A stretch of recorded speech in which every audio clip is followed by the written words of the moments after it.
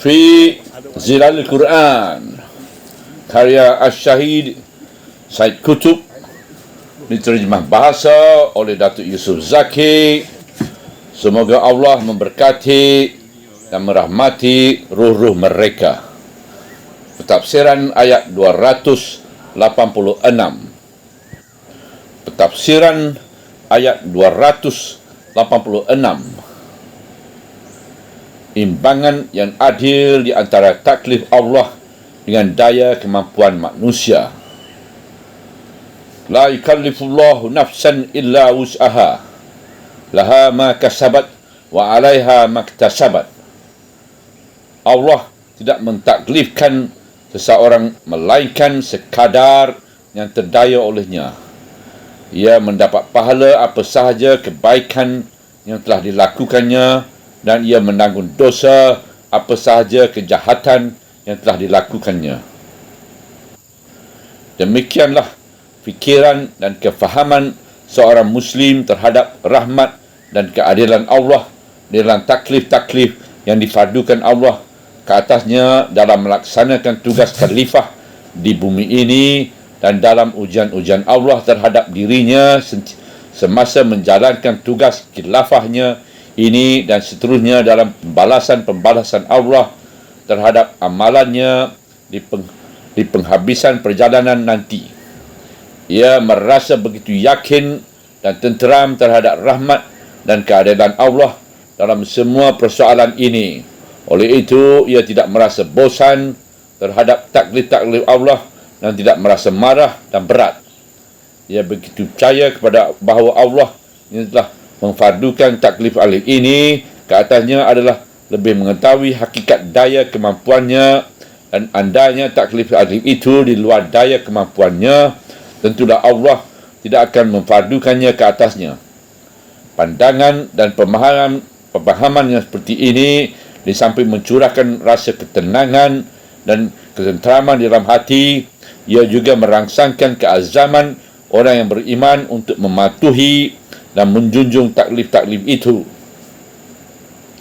kerana ia benar-benar merasa bahawa taklif-taklif itu adalah berada dalam bidang daya kemampuannya, dan andainya tidak begitu, tentulah Allah tidak mewajibkan ke atasnya. Dan jika sekali-sekali ia merasa lemah atau penat atau berasa berat, ia mengerti bahawa ia hanya kerana kepenatan sahaja, bukannya kerana keberatan taklif. Dan selepas itu, ia kembali merangsangkan keazamannya dan membuang perasaan lemah dari hatinya, dan membuat tekad yang baru untuk melaksanakan taklif-taklif itu selama taklif itu berada dalam bidang daya kemampuannya. Oleh itu, ayat ini membangkitkan semangat dan keazaman apabila satu didikan membangkitkan. Oleh itu, ayat ini merupakan satu saranan yang amat berharga untuk membangkitkan semangat dan keazaman apabila satu didikan kepada jiwa, semangat, keazaman dan kemampuan orang-orang yang beriman, selain dari membekalkan fikiran dan kefahamannya dengan hakikat iradat Allah terhadap insan dalam segala taklif yang diwajibkan di atasnya. Bahagian yang kedua dari konsep ayat ini, laha ma kasabat wa 'alaiha maktasabat. Ia mendapat pahala apa sahaja kebaikan yang telah dilakukannya, dan ia menanggung dosa apa sahaja kejahatan yang telah dilakukannya. Ayat 286. Ayat ini menjelaskan konsep tanggungjawab pribadi, iaitu seseorang itu tidak mendapat pahala. Ayat ini menjelaskan konsep bertanggungjawab pribadi, iaitu seseorang itu tidak mendapat pahala melainkan dari kebajikan yang telah dilakukannya, dan tidak menanggung dosa melainkan dari kejahatan yang telah dilakukannya. Setiap insan itu pulang kepada Allah dengan membawa laporan amalan pribadinya dengan segala catatan pahala dan dosanya. Oleh itu, ia tidak boleh meletakkan kesalahannya ke atas bahu orang lain, dan tidak boleh menunggu pertolongan dari sesiapa pun. Tanggungjawab pribadi. konsep kepulangan manusia kepada Allah dengan tanggungjawab pribadi masing-masing itu, apabila telah diyakini dalam hati, akan membuat setiap orang menjadi insan yang positif, yang tidak akan menyerah hak Allah pada dirinya kepada seorang yang lain, melainkan dengan alasan yang benar. Ia menjadikan setiap insan berdiri dengan gigih mempertahankan hak Allah pada dirinya dari segala godaan, segala kezaliman, segala perbuatan yang mahu menyesatkan dan merosakkannya, kerana ia bertanggungjawab terhadap dirinya dan terhadap hak Allah pada dirinya. Maksud hak Allah pada dirinya ialah kewajipannya mentaati segala perintah Allah dan mematuhi segala larangannya, juga kewajipan ubudiahnya kepada Allah yang tunggal, sahaja baik dari segi perasaan maupun dari segi tingkah laku. Apabila ia cuai dan menyerahkan hak ini kepada mana-mana manusia yang lain di bawah tekanan, godaan dan desakan-desakan yang menyesatkan, atau di bawah tekanan, paksaan dan kezaliman, kecuali orang yang dipaksa itu sedangkan hatinya tetap beriman, maka tiada siapa pun yang dapat membela dan menolongnya pada hari kiamat kelak.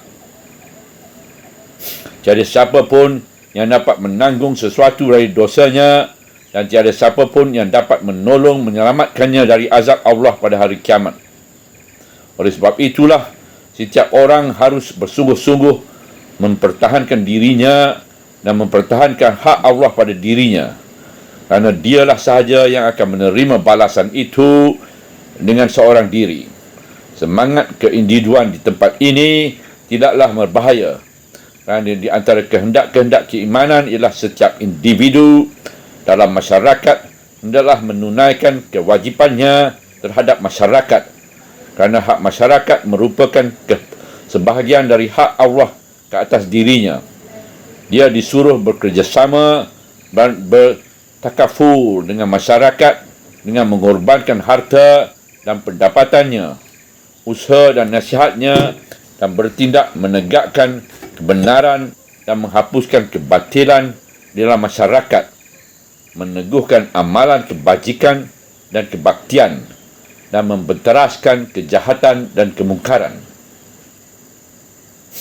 Semuanya itu akan ditulis dalam laporan amalannya pada hari akhirat, di mana ia akan menemui Allah dengan seorang diri dan menerima balasannya di sana.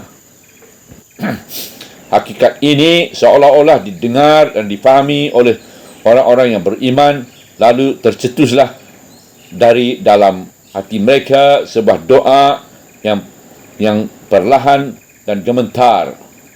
Doa ini disebut oleh Al-Quran mengikut cara gambaran Al-Quran yang membuat kita seolah-olah berada di hadapan pemandangan berdoa, di mana barisan-barisan para mukminin berdiri berjejal-jejal mengulang-ulangkan doa ini dengan penuh khusyuk setelah diumumkan hakikat taklif dan hakikat balasan. Doa mukminin. Doa seorang mukmin. Rabbana la tu'akhizna in nasina aw akhtana. Rabbana wa la tuhammilna ma la taqata lana bih.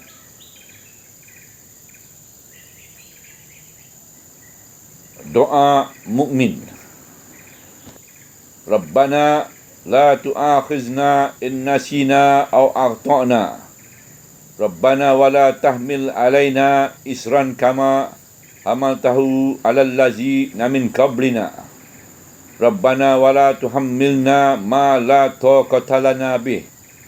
Wa'fu 'anna waghfir lana warhamna anta maulana fansurna 'alal qaumil kafirin. Wahai Tuhan kami, janganlah Engkau mempersalahkan kami jika kami lupa atau kami tersalah. Wahai Tuhan kami, janganlah Engkau bebankan ke atas kami dengan bebanan yang berat sebagaimana Engkau telah bebankan ke atas orang-orang yang terdahulu dari kami. Wahai Tuhan kami, janganlah Engkau bebankan kami dengan sesuatu yang kami tidak berupaya memikulnya, dan maafkan kami dan ampunkanlah kami, serta rahmatkanlah kami. Engkaulah pelindung kami, oleh itu tolonglah kami mengalahkan kaum yang kafir. Ayat 200, penghujung ayat 286. Itulah doa yang menggambarkan keadaan para mukminin dengan Allah, menggambarkan kesedaran mereka terhadap kezaifan dan kelemahan diri mereka, menggambarkan keperluan mereka kepada rahmat Allah dan keampunannya, kepada pertolongan dan bantuannya. Ia menggambarkan bagaimana mereka berserah kepada Allah dan mencari perlindungan di bawah naungannya, bagaimana mereka menghubung dan menumpukan diri mereka kepada Allah dan menolak segala yang lain dari Allah. Ia menggambarkan kesediaan mereka berjihad untuk jalan Allah dan bagaimana mereka memohon pertolongan dari Allah untuk mendapat kemenangan. Seluruh doa ini diucap dalam satu pengucapan yang khusyuk dan gemetar, yang mana nada-nadarnya menggambarkan hati yang berdebar, takut dan jiwa yang menggeletar. Rabbana la tu'akhizna in nasina aw aghta'na. Wahai Tuhan kami, jangan Engkau mempersalahkan kami jika kami lupa atau kami tersalah.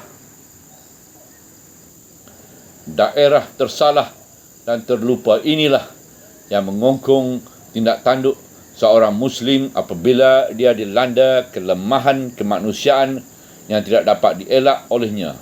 Dan di sinilah ia memohon kemaafan dan keampunan Allah. Sikap seorang mukmin dengan Allah bukannya bermegah-megah dengan dosa atau mengingkari perintah dari awal-awal lagi, atau menunjukkan sikap angkuh untuk mentaati Allah dan menyerahkan dirinya kepadanya, atau melakukan penyelewengan dengan sengaja.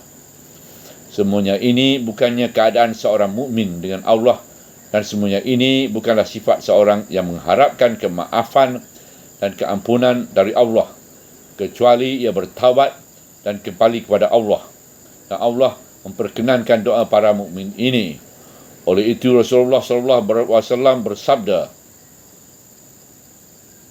telah dimaafkan dari umatku apa yang tersalah dan terlupa dan apa yang dipaksakan ke atas mereka.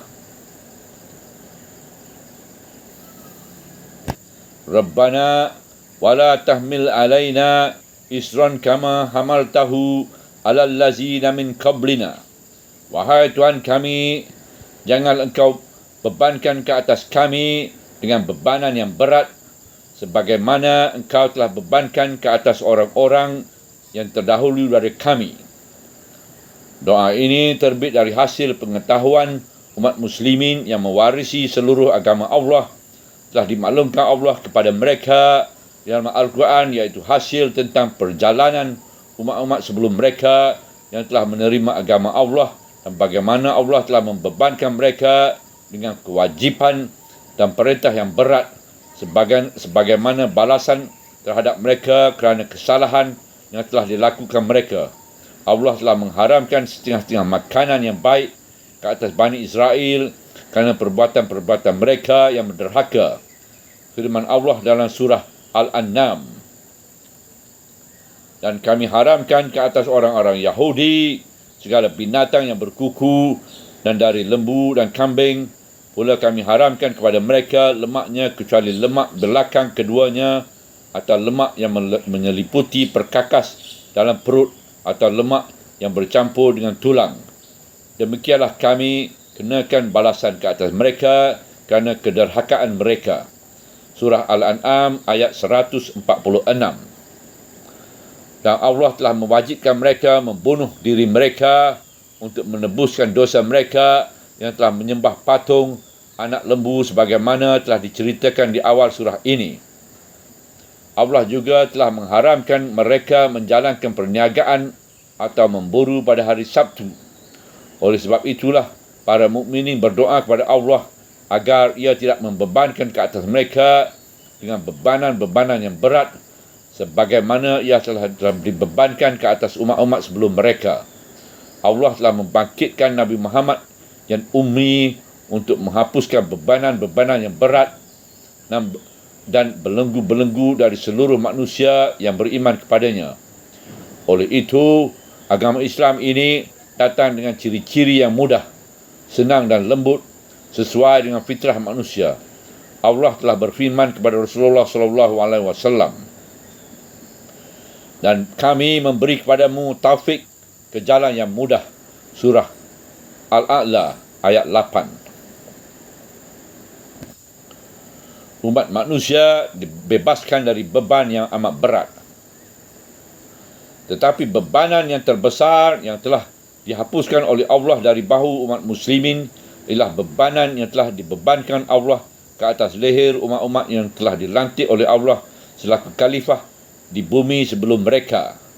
Kemudian umat-umat itu membatalkan perjanjian pelantikan khalifah itu dan menyimpang darinya.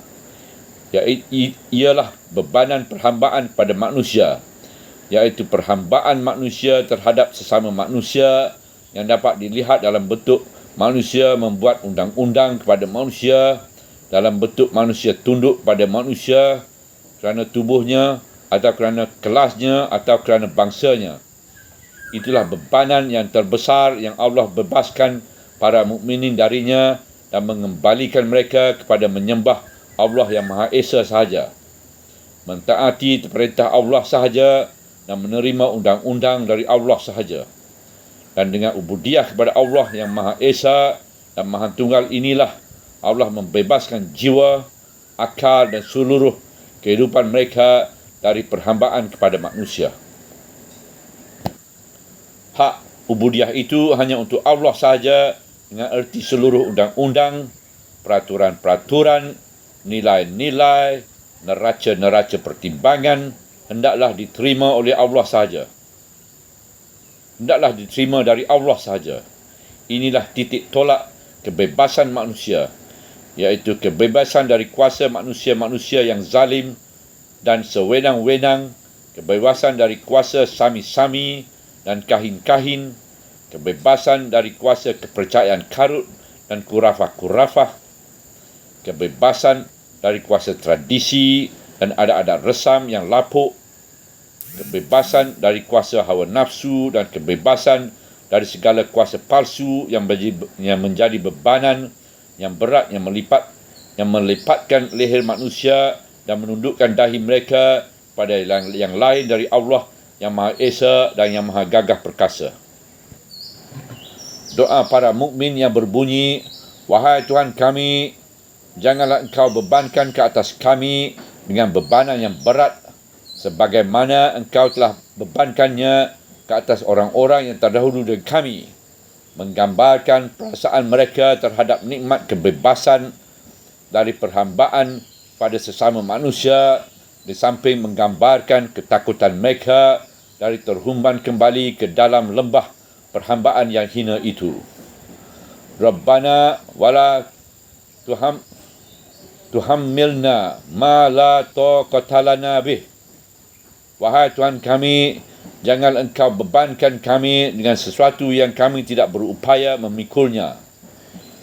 Inilah doa yang membayangkan hakikat penyerahan diri kepada Allah.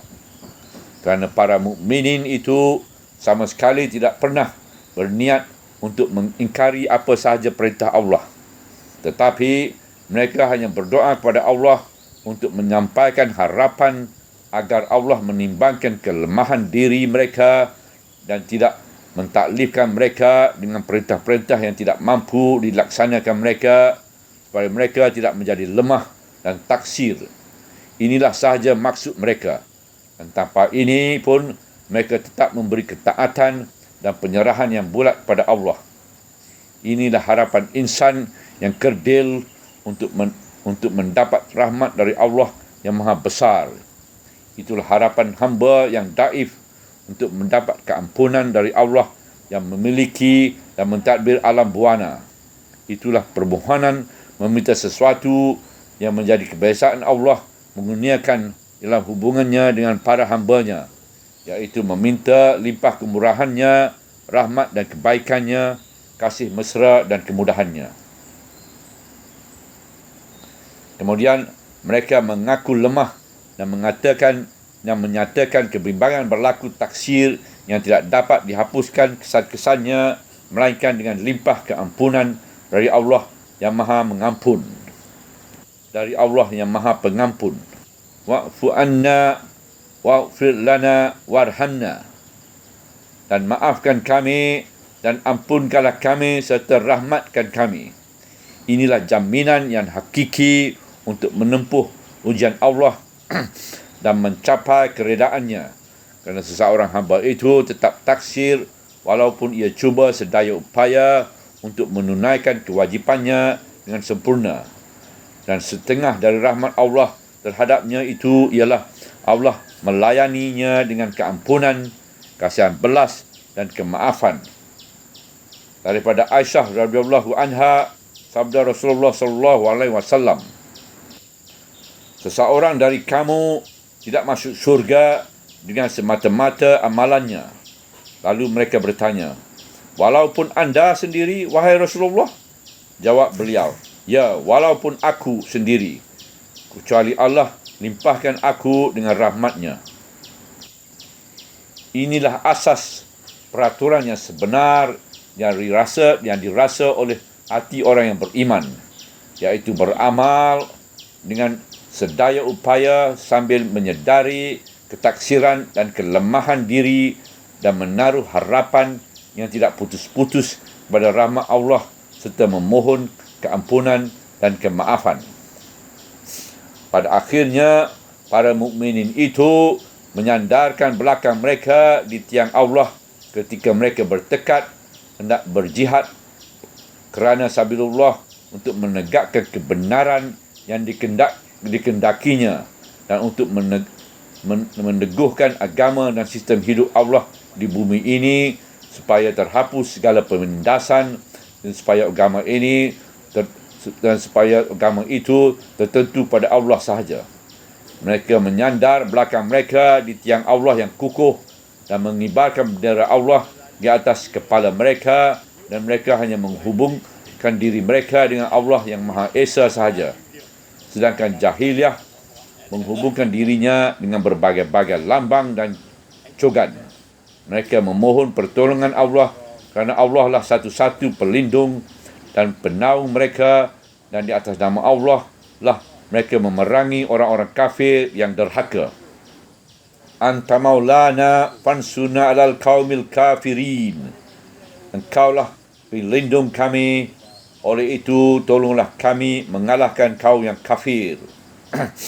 Inilah akhir kata yang mengintisarikan surah ini, mengintipatikan akidah Islam dan menyaringkan pandangan dan kefahaman orang-orang yang beriman dan keadaan hubungan mereka dengan Allah dalam setiap masa. Subhanallah, walhamdulillah, wala ilaha illallah, wallahu akbar, wala hawla wala quwata illa billahil aliyyil azim, wala hawla wala quwata illa billahil aliyyil azim, wala hawla wala quwata illa billahil aliyyil azim.